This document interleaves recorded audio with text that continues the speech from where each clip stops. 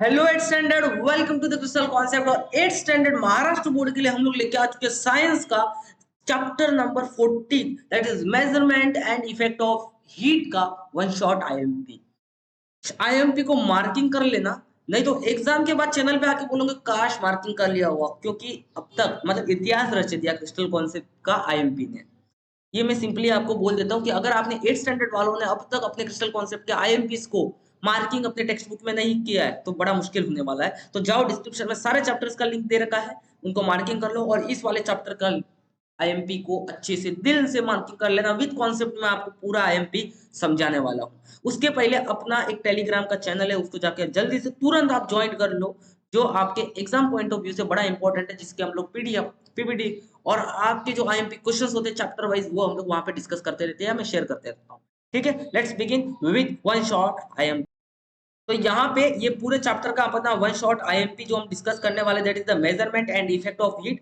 इसके one shot IMP को कदापि मिस मत करना, नहीं तो आप मिस हो जाओगे। देखो, इसका ज्यादा आईएमपी नहीं है, जितना मैं आपको मार्किंग करके दे रहा हूँ उतना आप दिल दिमाग से कर लोगे, आपका सारा काम हो जाएगा। एक बार देखो, ये मैं पहले आपको बता देता हूँ, ये उनके लिए आईएमपी जिनकी पढ़ाई थोड़ी भी नहीं हुई है, बराबर कि नहीं, और जिनकी पढ़ाई हो चुकी एक बार देखने में क्या जाता है, थोड़ा सा देख लो, पता चल जाएगा कहाँ से क्वेश्चन किस तरीके से पूछे जाते हैं। ठीक है ना। तो measurement of effect of heat में वन शॉट आईएमपी में हम लोग शुरुआत करेंगे। देखो, इस आईएमपी में मैं न्यूमेरिकल्स की बात नहीं करता हूँ, क्योंकि जो बच्चा न्यूमेरिकल कर सकता है वो कुछ भी कर सकता है, तो न्यूमेरिकल अपने अपने हिसाब से आप प्रैक्टिस कर लिया करो। Let's begin with one shot IMP, that is the source of heat. Heat का राइट क्वेश्चन आता है, राइट एनी 3 और 4 सोर्सेस ऑफ हीट। तो आप लिख सकते हो सन हो गया, अर्थ हो गया, केमिकल एनर्जी हो गया, इलेक्ट्रिकल एनर्जी हो गया। यहाँ से हमें क्या मिलता है, हीट मिलता है। क्या मिलता है, हीट मिलता है। तो सबसे पहला जो सोर्स है हीट का, वो अपने हिसाब से क्या है, देखो यहाँ पे सबसे पहला जो हीट का अपना सोर्स है वो क्या है, चेकआउट अच्छे से। सबसे पहला सोर्स है अपना सन।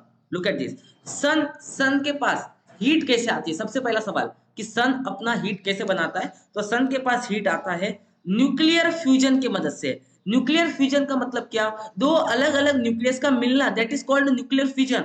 दो अलग अलग न्यूक्लियस का मिलना, that is called nuclear fusion. मतलब क्या बोले तो क्या, इसके अंदर हाइड्रोजन के दो एटम एक दूसरे का फ्यूज होते हैं, मतलब एक दूसरे से मिलते हैं। और जब हाइड्रोजन के दो न्यूक्लियस एक दूसरे से मिलते हैं, मान लो ये हमारा पहला हाइड्रोजन दूसरा हाइड्रोजन है, तो कौन सा एटम बनता है, हीलियम। और उसी दौरान बहुत सारा हीट क्या होता है, बहुत सारा हीट बाहर निकलता है। तो सन के पास हीट कैसे आती है, with the help of nuclear fusion. भूलना मत, ये बहुत इंपॉर्टेंट लाइन है। और उसके अंदर दो हाइड्रोजन फ्यूज होते हैं और हीलियम न्यूक्लियस बनता है, और इसी प्रोसेस के समय पे हीट का बड़ी मात्रा में जनरेशन होता है, ध्यान रखना।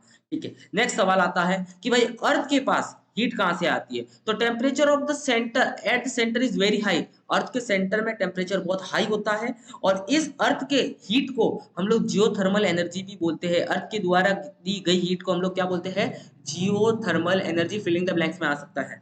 केमिकल एनर्जी, केमिकल एनर्जी आपको पता है कि आप वुड को जलाओ, लकड़ी को जलाओ, या आप कोयले को जलाओ, या आप पेट्रोल को जलाओ, किसी को भी जलाओ, ये सारी की सारी क्या होती है, ये सारी की सारी जलते समय कौन सी रिएक्शन करता है, ऑब्वियसली केमिकल रिएक्शन ही तो होती है ना।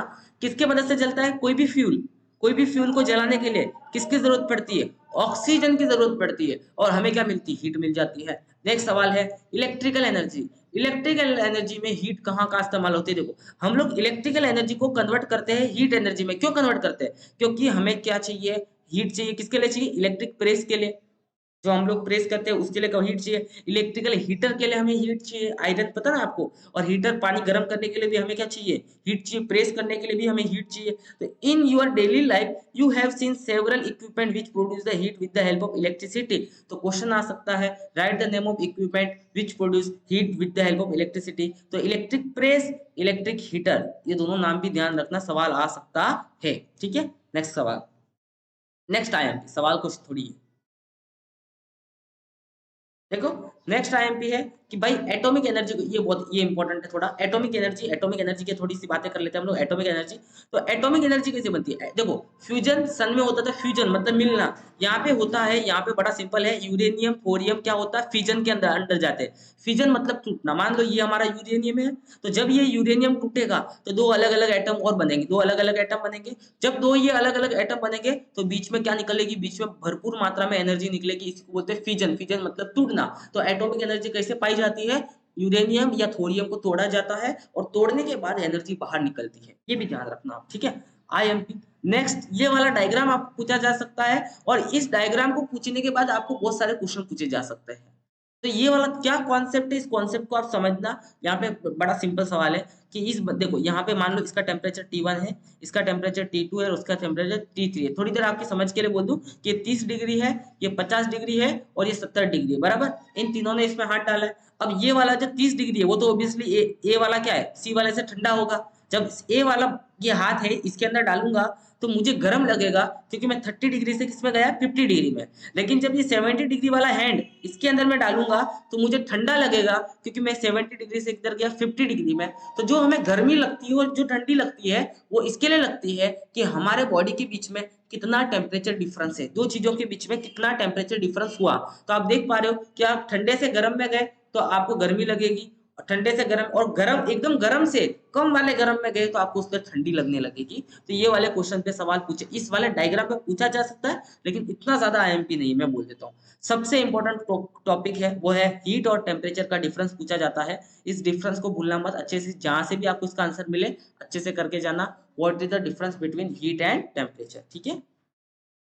नेक्स्ट आईएमपी की तरफ बढ़ते हैं। ये वाला फॉर्मूला वेरी इंपॉर्टेंट, इसके ऊपर एक न्यूमेरिकल तो हमेशा पूछा जाता है। एक न्यूमेरिकल पक्का आएगा कि आपको टेम्परेचर जो फ़ारेनहाइट में दिया होगा आपको कन्वर्ट करने बोला होगा सेल्सियस के अंदर, टेम्परेचर फ़ारेनहाइट के अंदर दिया होगा कन्वर्ट करने बोला होगा सेल्सियस के अंदर, या अगर टेम्परेचर केल्विन में सेल्सियस में दिया केल्विन में कन्वर्ट करना है, या केल्विन में दिया सेल्सियस में कन्वर्ट करना है, आप इस वाले फॉर्मूले का इस्तेमाल कर सकते हो। दोनों फॉर्मूला आईएमपी है, इसको पढ़ लेना। न्यूमेरिकल ओब्वियसली कर लेना जितने कर सकते हो। अगर आप अच्छे हो पढ़ने में तो न्यूमेरिकल भी जरूर करके जाना, जो ज्यादा इंपॉर्टेंट रहेंगे, ठीक है। आता है नेक्स्ट सवाल थर्मामीटर के बारे में। तो थर्मामीटर में देखो क्या क्या पूछा जा सकता है, मैं आपको सब क्लियरली बता देता हूँ। एक तो भाई कि जो इंसानों का जो बॉडी टेम्परेचर होता है ह्यूमन का, वो 37 डिग्री सेल्सियस होता है, ये भूलना मत, बराबर। और क्लिनिकल थर्मामीटर जो होता है, जो क्लिनिक में इस्तेमाल करता है, वो कितना टेम्परेचर मेजर कर सकता है इंसानों का, 35 डिग्री सेल्सियस से 42 डिग्री सेल्सियस उस थर्मामीटर की क्या होती है, रेंज होती है। 35 से लेके 42 डिग्री सेल्सियस वो मेजर कर सकता है। और यहाँ पे आपको एग्जाम में थर्मामीटर का डायग्राम पूछा जा सकता है, तो आप कोई भी डिजिटल थर्मामीटर या थर्मामीटर का नॉर्मल डायग्राम का प्रैक्टिस करके जरूर जाना, ठीक है। ये हो गया हमारा थर्मामीटर के बारे में। ओके, थर्मामीटर क्या मेजर करता है, इस पे सवाल आ सकता है। थर्मामीटर क्या मेजर करने के लिए इस्तेमाल होता है, तो थर्मामीटर ऑब्वियसली टेम्परेचर मेजर करने के लिए इस्तेमाल होता है। क्या मेजर करने के लिए इस्तेमाल होता है, टेम्परेचर। तो ये वाला भी आप जरूर करना कि dash is used to measure temperature, तो आप यहाँ पे थर्मामीटर आंसर लिख सकते हो, ठीक है। नेक्स्ट टॉपिक आता है what is the specific heat, इस पे सवाल आता है। स्पेसिफिक हीट के डेफिनेशन में बड़ा सिंपल है, देखो स्पेसिफिक हीट मतलब क्या, कि मान लो मैंने कोई सब्सटेंस ले लिया।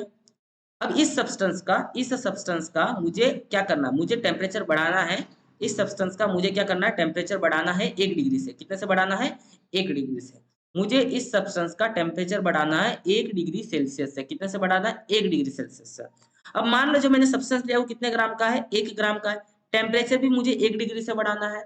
तो इस 1 ग्राम सब्सटेंस का 1 डिग्री से टेम्परेचर बढ़ाने के लिए क्या लगता है, ओब्वियसली यार हीट लगता है। बिना हीट दिए, बिना गर्मी दिए आप किसी का टेम्परेचर बढ़ा नहीं सकते हैं क्या। तो इस 1 ग्राम सब्सटेंस का 1 डिग्री से, मैं वापस बोल रहा हूँ, 1 डिग्री से टेम्परेचर बढ़ाने के लिए लगने वाली हीट को ही हम लोग बोलते हैं स्पेसिफिक हीट। क्या बोलते हैं हम लोग, स्पेसिफिक हीट। कहाँ गया हमारा स्पेसिफिक हीट, थोड़ा ऊपर चला गया, ये देखो ये स्पेसिफिक हीट जो आपको अभी कथा भी नहीं भूलना है। आगे समझ में आप सभी को स्पेसिफिक हीट का मतलब समझ में आ गया, बस ये ध्यान रखना। सबसे इंपॉर्टेंट क्या लिखा है, specific heat of the object is amount of heat required to increase the temperature of unit mass, मतलब 1 gram of substance to the 1 degree. अब दूसरा, what is the SI unit, specific heat का SI unit क्या होता है, तो वो होता है joule per kg degree Celsius. और सीजीएस यूनिट होता है कैलोरी पर ग्राम डिग्री सेल्सियस, इसको आपको भूलना नहीं है। और फॉर्मूला होता है स्पेसिफिक हीट का, देखो स्पेसिफिक हीट रिप्रेजेंट की जाती है सी से, तो यहाँ पे ये फॉर्मूला बन जाता है Q मतलब कितनी हीट लगी, तो Q is equals to M into C into T final minus T initial. तो ये फॉर्मूला आप कर लेना, उसके रिलेटेड जो भी आप लोग न्यूमेरिकल है वो सॉल्व कर सकते हो।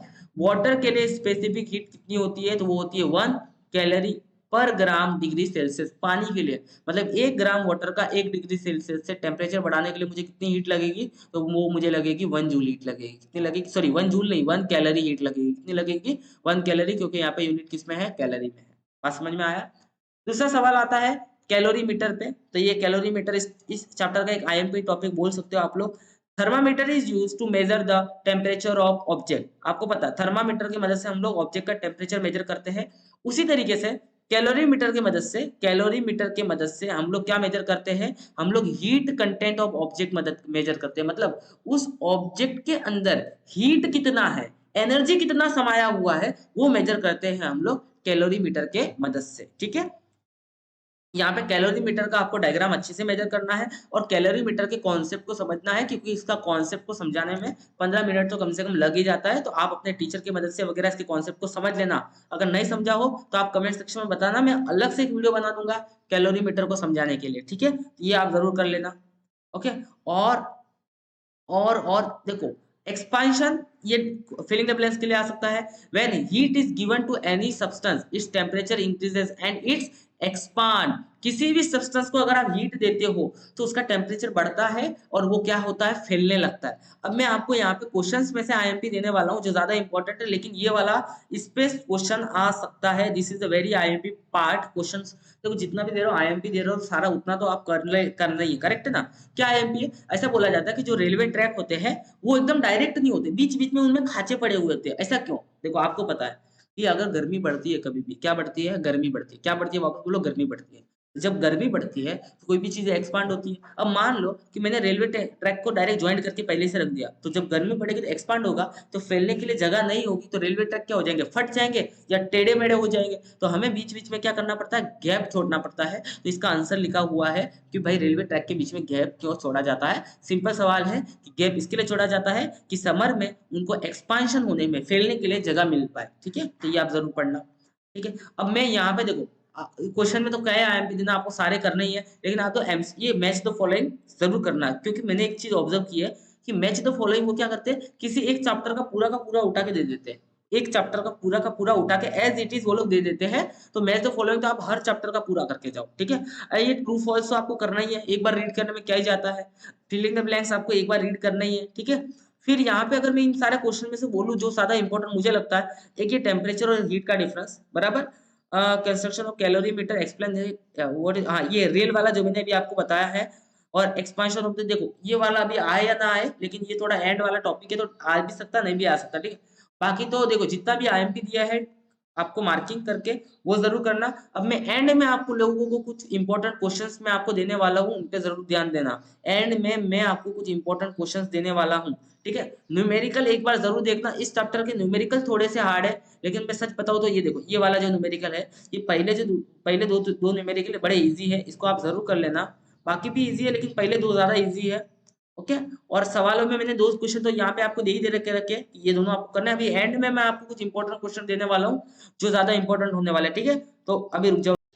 ये अपने एंड के बड़े इंपॉर्टेंट क्वेश्चन है जिन पे आपको फोकस करना है।